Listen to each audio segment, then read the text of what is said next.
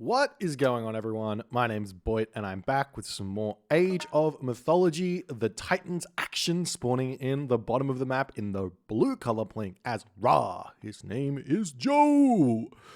His opponent today in the red color, playing as Loki. His name is Suppe.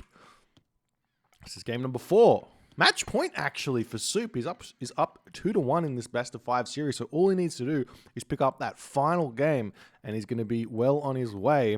Well, he will be on his way to the next round, obviously. Yes, but Joe has got something to say about that. He's picking possibly his strongest god here in this 4th game. We've seen him play his Ra throughout Age of Mythology history and taken games off every single player, every single strong player that we know.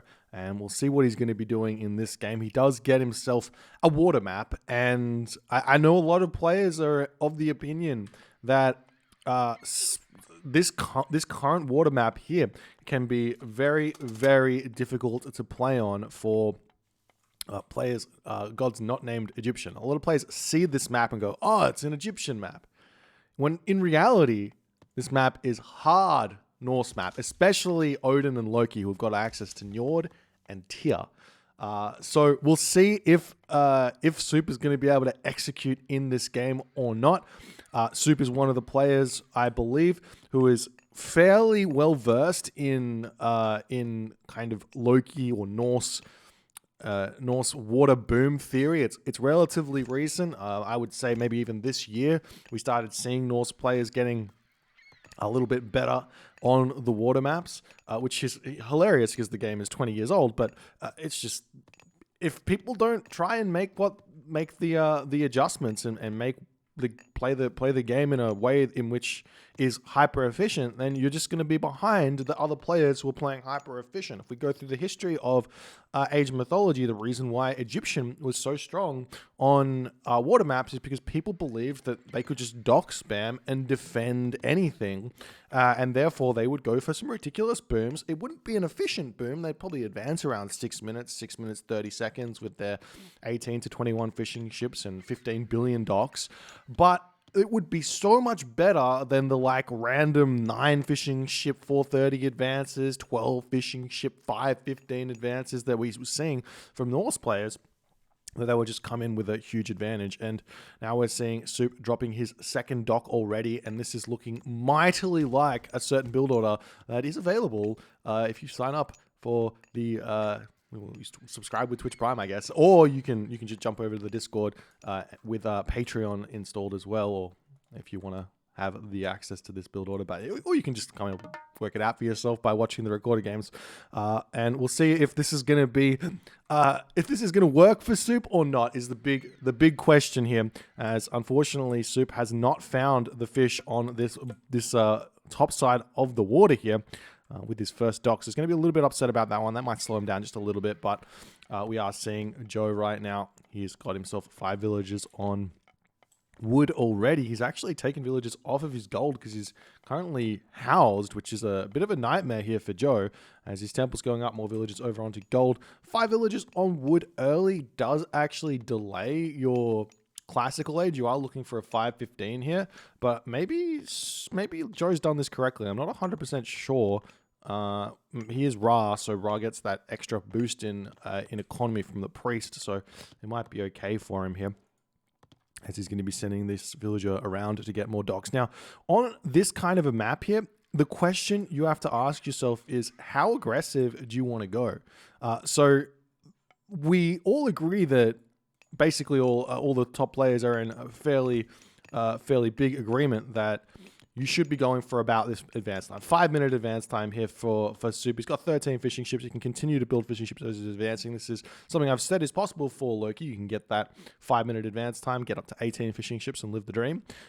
So the question here is, what does Suppe actually go for here in this game? And it's looking like he's going for a very aggressive Heimdall strategy. Heimdall over Forseti on water does not necessarily mean that you are going to be rushing. You can rush. It doesn't mean you have to rush. The idea is that if you combine Heimdall with Njord, then you get a really, really big push with Walking Woods and whatchamacallit, Walking Woods and Undermine, which can be really, really strong. Also, then you can follow that up with Thimble Winter behind that as well, as we do see the relic has been picked up. Very rarely do we see this, but Pygmalion Statue, 40% extra villager hit points is actually huge against Ra because it shuts down the potential locust that Joe is going to be doing as he's going through Ptah here. Going to be a little bit terrified of that Heimdall with this forward gold mine, forward temple, but there is a back gold mine over here. So it's going to be tough for Soup to actually efficiently win in this early game. He is throwing down a longhouse here, so it does look to me like Soup is going to be very, very aggressive. He's 19 fishing ships. Joe's 19 fishing ships as well. We do see a cheeky dock over here from Soup, which might just be for a little bit later. Get a Kraken out or something like that from that dock could be a good idea. Or get a Yorman Elva just to sneak that one up there. But 2 longhouses down, and this is looking like Soup is saying, I'm going to be very aggressive here. And we are seeing barracks now coming down for Joe here as the Wadget spots the forward longhouse. Joe's going to know exactly what is coming for him. He's throwing up houses all around his tower over here. And this is looking very, very scary for Joe. He does have shifting sands, so he can shift the enemy units, or at least a handful of those enemy units, into his base. So we see another barracks going to be thrown up over here as the Pharaoh going to be wandering over onto the gold mine, and we will start seeing those axemen, slingers getting built here for Joe, as there's also going to be throwing axemen, raiding cavalry, Herser coming through for Soup. Soup definitely needs to be building houses, though. Definitely somewhere else, as he is doing so with his Ulfsark over here.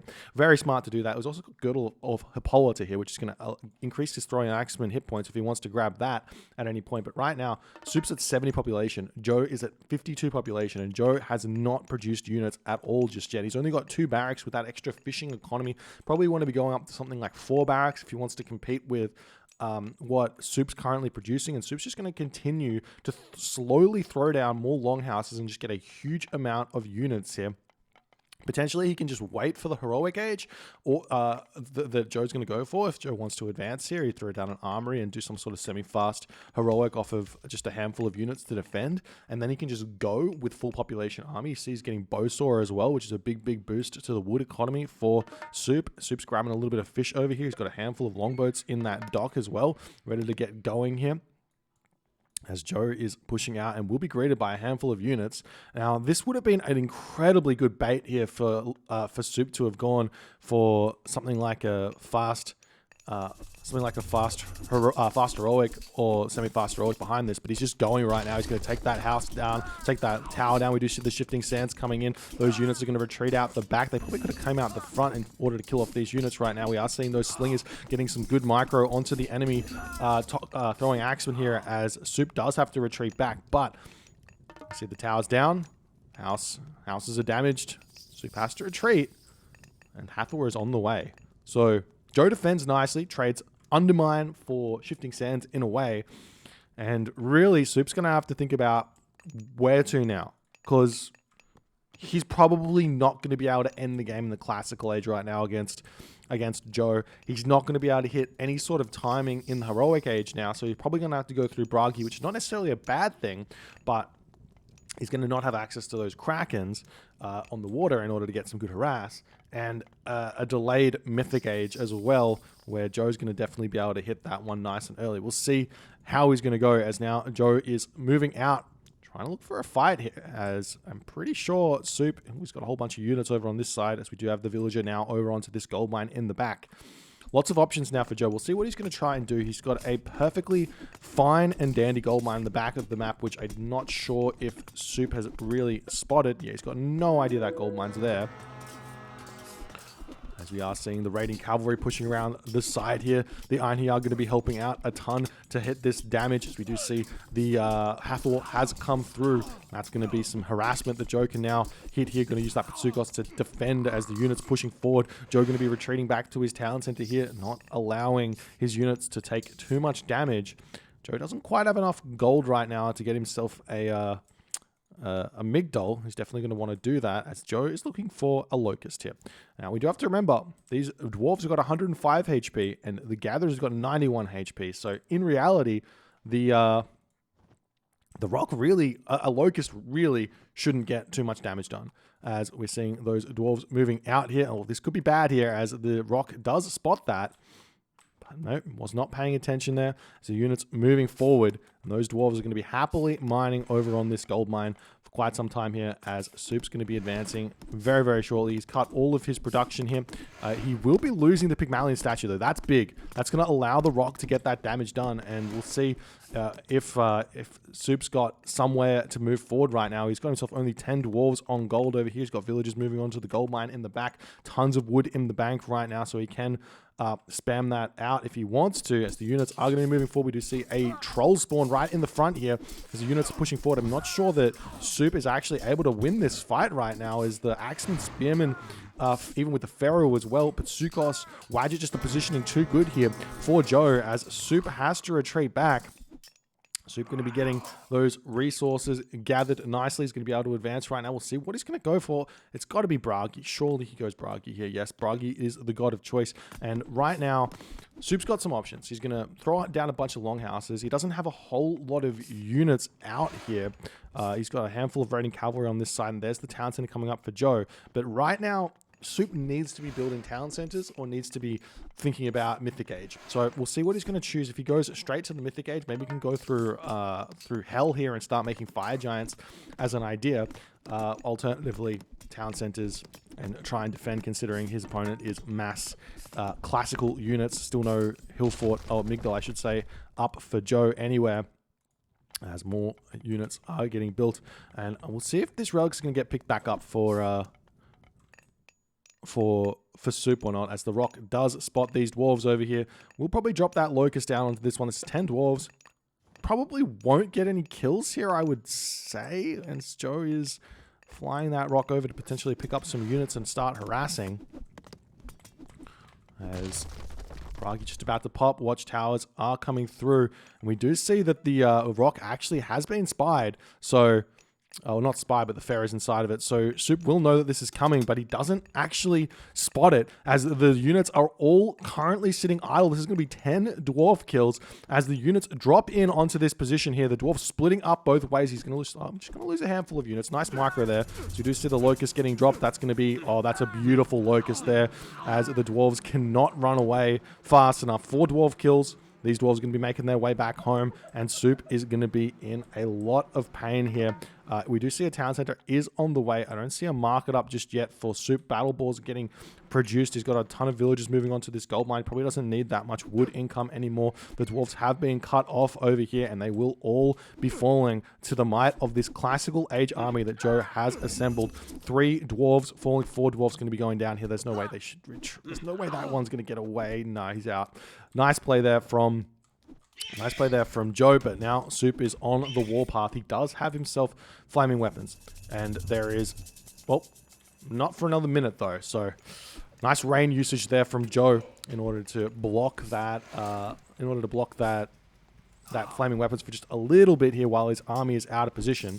So we'll see if he can get back in time. We see Safeguard coming through for Soup, so he might want to start throwing down some towers, some walls. Safeguard walls are really, really strong. So too are the towers that can be produced nice and cheap. So we'll see how that's going to go. Let's check out the economic upgrades. Still no quarry through for Soup. Might want to consider getting that one in the near future here, as these units are getting taken down very, very fast. But the Wadjet Pitsukos Priest are actually really decent against the Battle Boar in the early stages of the game. You can see it's got 60% pierce armor, but still, they're going to get taken down fairly quickly with all the bonus damage, as the army starting to meet its match. It would seem, as Joe trying to push through here, and he's losing all of those units in the front there, as those throwing axemen are just too strong. The rain just about over, so we will be able to see a flaming weapons coming through, but Joe's got the double Migdal stronghold being thrown down. And I guess because Soup went through Heimdall, he doesn't have Forseti, Hall of Fame's Herso. He's not going to have the options, really, to break through here with a whole bunch of myth unit spawns from flaming weapons. So Osiris on the way though for Joe, so he's actually managed to tech nice and quickly here. I still don't see a market up for Soup anywhere. He's got a couple of units ready to throw down his 3rd town center, maybe take this game somewhat late game and see if he can defeat the late game of Joe, as Joe is happily going to be in the Mythic Age with a Son of Osiris, which is going to be impossible to push through until you have Ballister, basically. You need Ballister as Loki to deal with the to deal with the Son of Osiris. You don't have that frost to trade for it.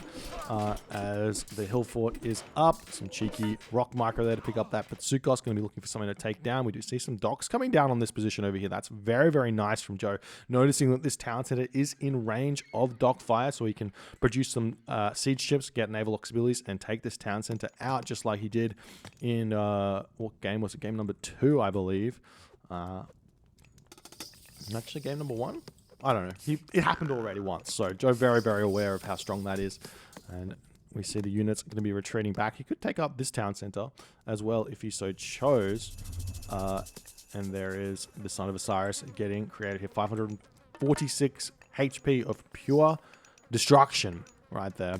As the siege works over here is getting taken down. Are we seeing units getting built here, or is he just building the docks? Just building the docks and a siege works. Probably taking this town center is actually not the smartest of ideas. Just grab this one for the time being if he wants to. And Hell is the god of choice here for Suppe. So, no Fimbulwinter. He's going through Hell. He's going to have access to fire giants. He's going to have access to a Nidhogg. He's going to have access to strong fire giants. But Joe's got the counters. He's got the mummies. He's got the Son of Osiris. So this is going to be a tough one here, as the villagers are going to take this town center for themselves. And Suppe's going to be making a big push through the main base here, which actually is really, really smart move because there's no defenses here. It's just that Suppe is mainly throwing axemen, which are pretty slow at taking stuff out, as we do see the rock moving into the main base, going to be flying over all of these towers, getting taken out nicely. We still don't see any... we see some cabinets being produced here by Joe, as the Longhouse getting taken down, and Hillfort coming up right now for Suppe as well, as the Ulfjarls getting produced here. And it makes a lot of sense to go Ulfjarls now against this army, because it's mostly axemen, it's chariot archers, and just a handful of spearmen. So those Ulfjarls are going to do some nasty damage. But in reality, I will continue to say that the best way to move forward right now for Suppe is going to be Ballista. But Joe's in a commanding position right now. He's got the forward town center. He's got himself the middle of the map under his control, and Suppe is just about to run out of this back gold mine here. So Suppe's going to have to move forward onto this gold mine or this gold mine over here, and Joe's going to just continue to take map control here. We see this fire giant. Got to be careful not to throw that one away. It's currently moving forward. So we do see the town center coming up, heavy infantry coming through. We still don't see Suppe starting up those ballista just yet, as the fire giant trying to retreat away. We see the Son of Osiris immediately clicked onto that one with the mummy as well, but with one cheeky wall over here, this fire giant will be able to get somewhat away. No, it's going to fall here as Suppe does not pay attention. The mummy is here, and that is a sad fire giant who is now a minion. And now we see units going after the main base of Joe. He does have masons, he does have fortified town centers, and I'm sure that Joe will be able to get himself something else here as well. In the architect's upgrades, going to be starting to make some more units. We see the flaming weapons coming through to try and take this town center down as fast as he possibly can here. That allows those heavy throwing axemen to deal 9 damage. The Great Jarl's dealing 19 damage, and those Huskarls dealing 17. So it doubles the damage of those units. And this town center is going to go down very, very fast right now. But the units moving forward, we're starting to see some watchtowers coming down in the middle of the map here. We see the Nidhogg getting produced onto this location to try and take down these heavy chariots that are here. Remember, this Nidhogg does crazy amounts of splash damage. So the town center of Joe going to be going down, and Suppe manages to get a fairly strong position right now on the main base of Joe. But Joe is going to be pushing through. He's got himself his catapult over here. These houses are going to be going down. Towers on this position as well. Architects coming through for Joe, but too little too late, as the unit's able to push through. Where's the Nidhogg gone? Nidhogg flying over here, going to try and take out some villagers on this position, but Suppe in that moment does decide to tap out after taking that town center down. I think he's lost all his fishing ships. Yeah, he's just a little bit on the tilted side. I would guess here. He took the town center down, but he just loses all his units. He should have left his Nidhogg over here. There's nothing to defend this. The Nidhogg would just win this fight beautifully. He gets a lot of value from that. And yes, he's going to lose this position, but he can just continue to push through here and potentially take out all of these town centers a little bit, I would say probably quicker than what Joe can take out. But I think Joe's just a little bit too far in front in economy here for whichever reason. I think obviously losing those 10 walls was a big mistake here, and no salt amphora through for Suppe is going to be hurting him.